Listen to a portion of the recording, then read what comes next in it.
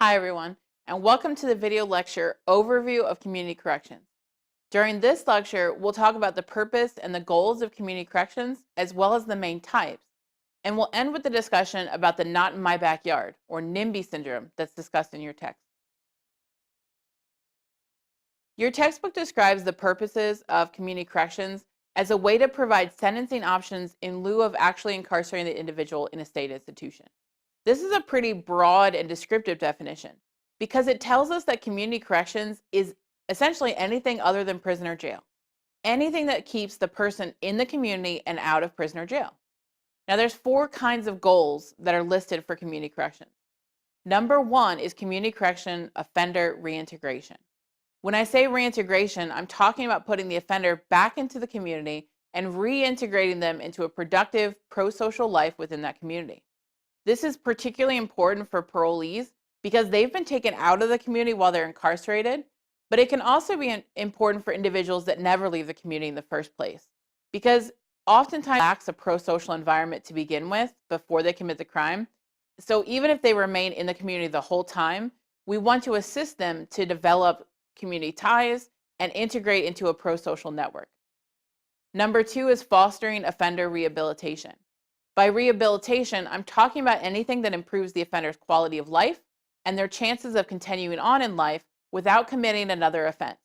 This could be treatment programs, it could be educational programs, it could be job skill programs, whatever it is that the offender needs for themselves to reach that higher goal and to help them lead a successful life. Community corrections is also of use to the courts because it provides a range of offender punishments.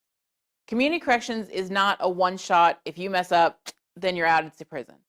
Community corrections is all about having a diverse range of sentencing options. So you can start with the least restrictive sentence, and then you can apply heavier supervision if needed, even heavier supervision if needed, and so forth, until you eventually get to a situation where incarceration is necessary as a last resort.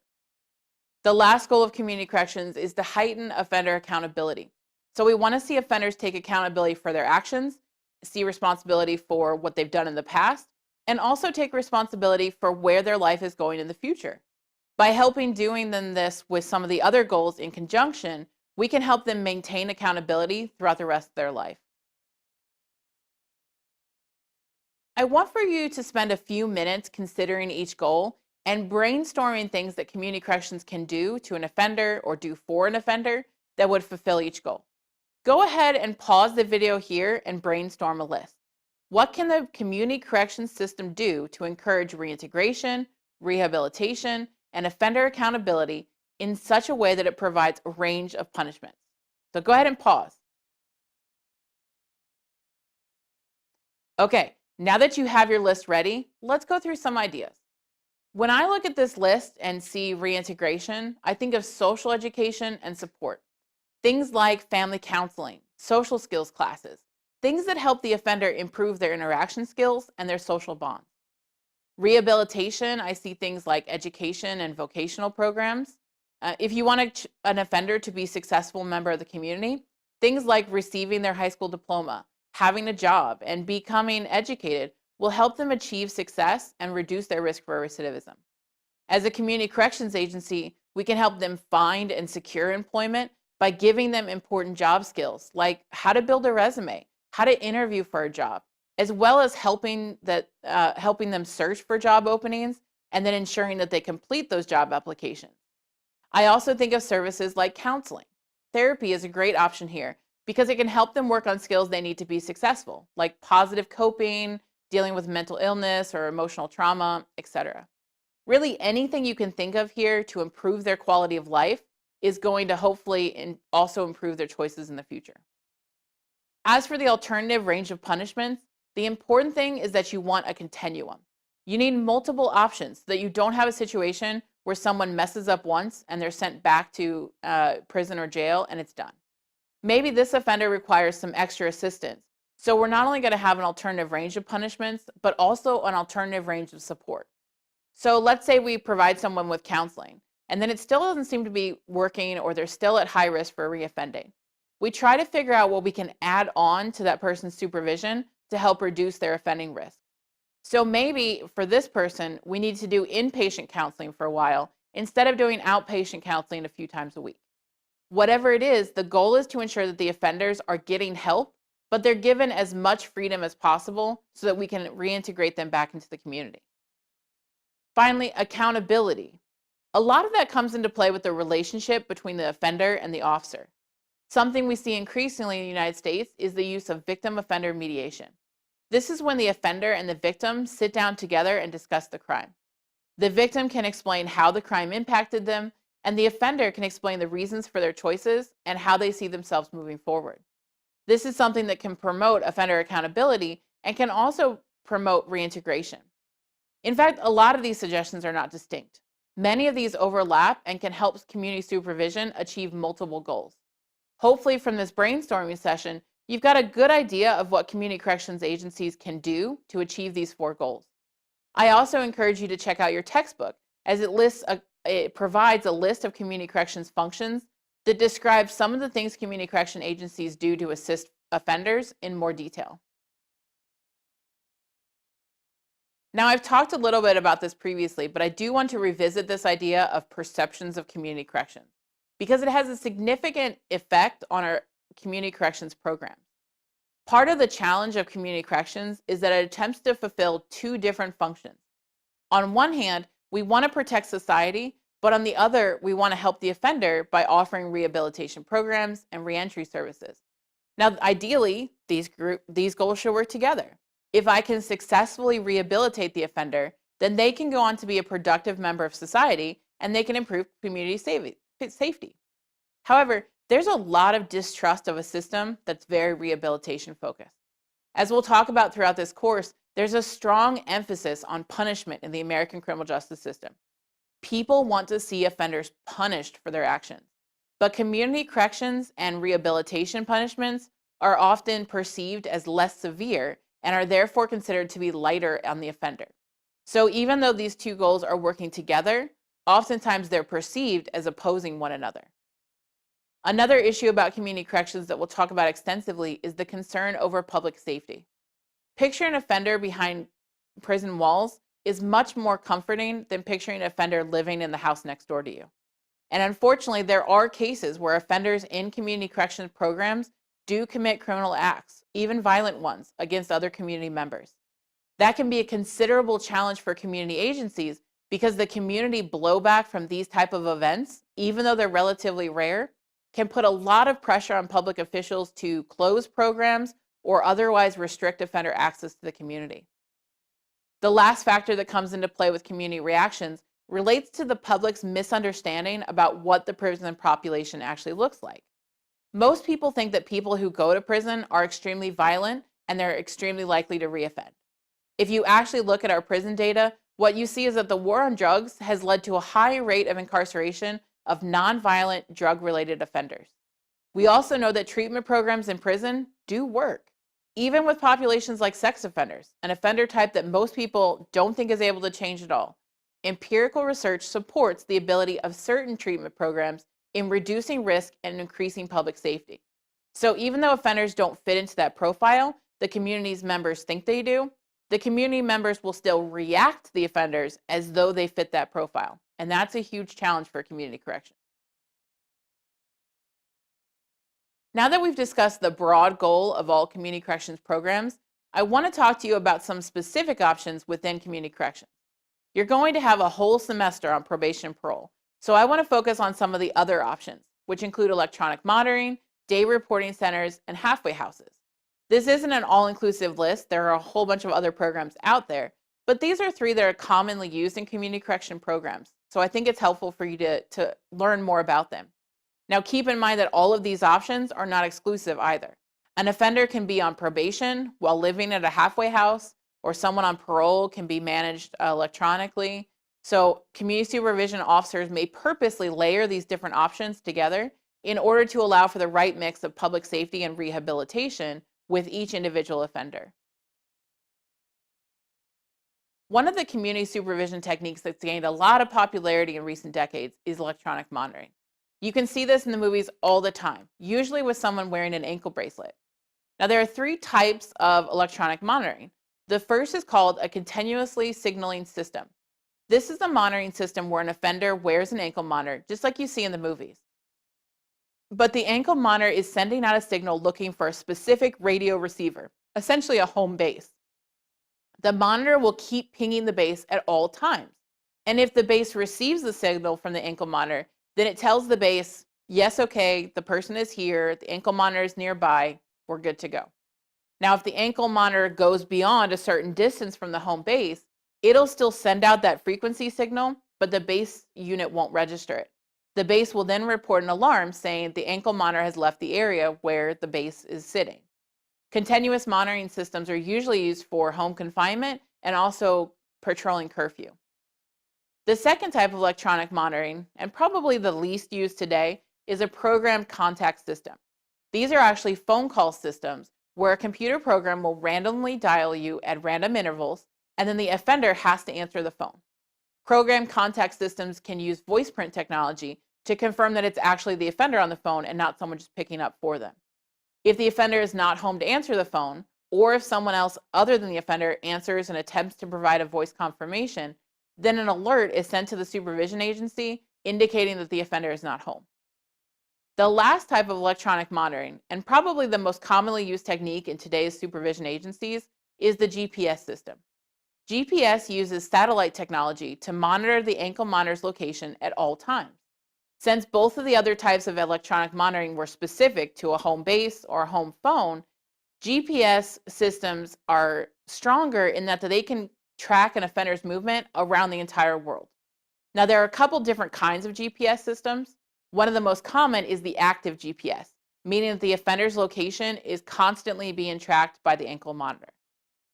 Something most people don't realize is that GPS is often used for exclusion zones as much as inclusion zones. An exclusion zone is a location where an offender is not allowed to be. An active GPS unit will track an offender's movement throughout the day. And if the offender crosses the boundary into an exclusion zone, then an alert is sent to the supervision officer in charge of that offender. Exclusion zones are often used in domestic violence situations, for example, where there's a no contact order between the victim and the offender. In order to keep the victim safe, supervision officers will create an exclusion zone around the victim's residence or place of work. And then if the offender drives in or walks into that exclusion area, the alert will go off. Now, people think that GPS monitoring is this huge lifesaver for community corrections agencies. But in reality, there are a lot of drawbacks to using GPS tracking. For one, most people assume that someone is actively sitting at a monitor watching a GPS dot go across the screen on a map. That's the kind of GPS signaling that they show in television. In reality, GPS coordinates are automatically logged, and unless the offender goes somewhere they're not supposed to, the GPS usually isn't set to alert an officer about the offender's actions. It's likely that a supervision officer, unless they want to check in on the offender's compliance with various supervision requirements. Part of the reason that no one tries to track all of the time is that GPS systems create an overwhelming amount of data. I have an interesting statistic here on this slide. This is from Tennessee. They did a study in 2007 about their state GPS system. And what they determined is that if they had 360 offenders in a year wearing an active GPS monitor, they would have approximately 750 million location points.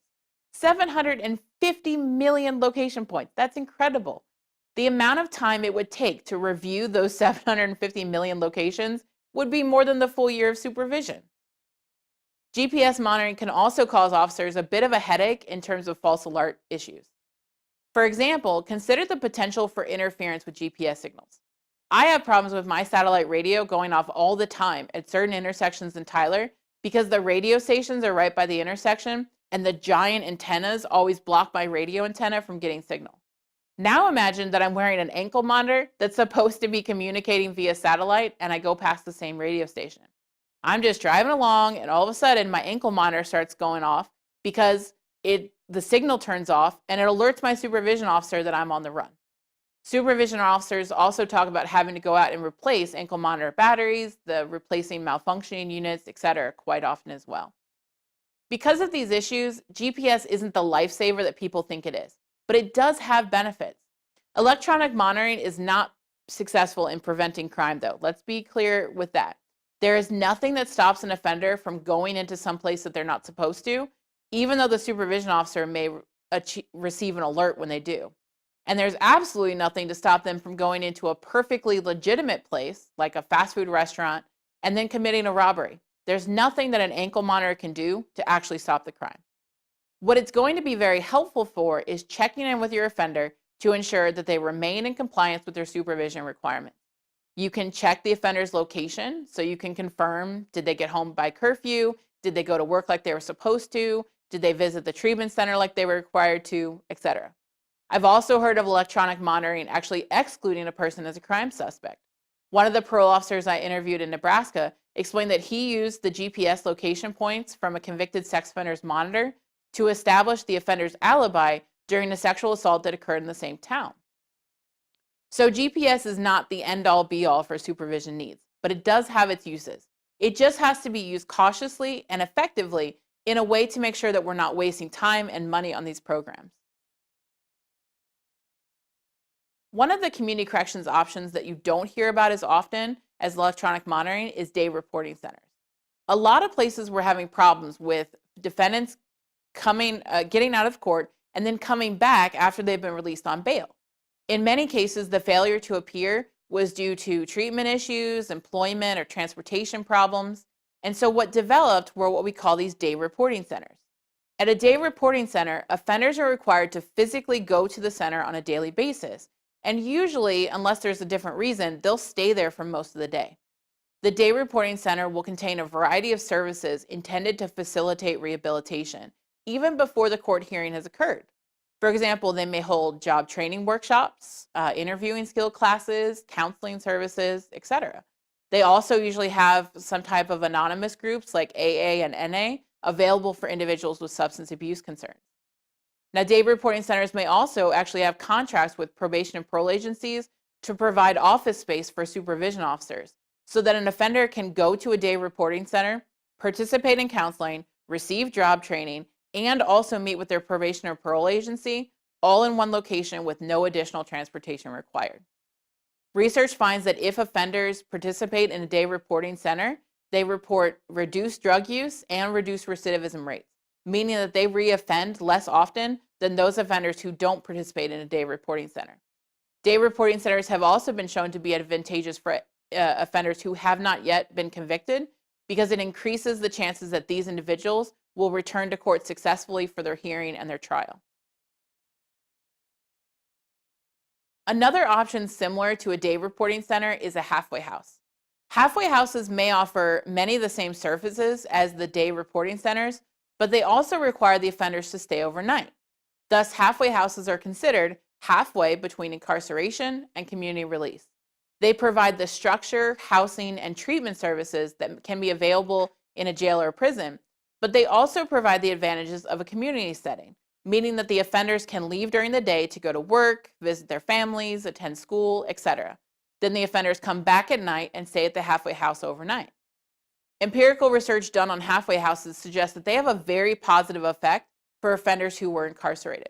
A study by Constanza, Cox, and Kilborn in 2015 found that individuals who didn't go to a halfway house had a 36% rearrest rate versus those that went to a halfway house had only a 28% rearrest rate. So participating in a halfway house program lowered the recidivism risk quite a bit. The authors also found that living in a halfway house was a predictor of being successful on parole, meaning that parolees who lived in a halfway house were more likely to successfully get off parole and not be returned for a technical violation or new crime. That's the same findings that Ruth and Hamilton found in 2015, that halfway houses did reduce the likelihood of recidivism. So there's a lot of work out there that finds halfway houses are really helping decrease offending and increase public safety. Another advantage of halfway houses is that although they do cost more than the traditional parole or probation, they still don't cost as much as prison or jail sentence. They're not that $1.65 a day we talked about in the first lecture, but they're definitely not the price of a prison bed because there's a lot more freedom there. Again, living up to their name, halfway between the community and the prison. So it's a good compromise for offenders who may be slightly elevated risk level. So they're not low enough that we want to release them fully into the community, but they're not high enough that we want to require incarceration. Now, picking back up the public perception issue that we talked about with the first lecture, I want to spend a few minutes talking about the NIMBY syndrome, or the not in my backyard syndrome. You can find NIMBY mentioned for a variety of different subjects, but in this particular situation, we're talking about NIMBY from a community corrections perspective.